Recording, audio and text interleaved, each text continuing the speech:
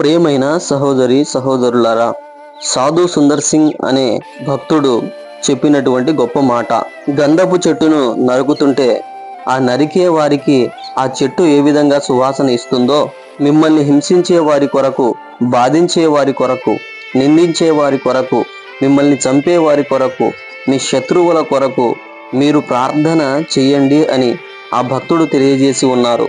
యేసు ప్రభువును హింసిస్తున్నప్పుడు, చంపుతున్నప్పుడు ఆయనలో నుండి వచ్చినటువంటి సువాసన, తండ్రి వీరేమి చేయుచున్నారో వీరెరుగరు గనుక వీరిని క్షమించండి. ఆ సువాసనకు కుడి చేతి వైపు ఉన్నటువంటి దొంగ మారిపోయాడు. ఇంకా శిలువ దగ్గర మారిన వారు ఎందరో. బైబిల్లో స్టెఫెన్ అనే భక్తుణ్ణి చంపుతున్నప్పుడు అతడు మోకాల్లోని, ప్రభువా వారి మీద ఈ పాపము మోపకుము అని ప్రార్థన చేసెను. స్టెఫెన్ నుండి వచ్చిన సువాసన, మిషనరీలను చంపినప్పుడు వారిలో నుండి సువాసన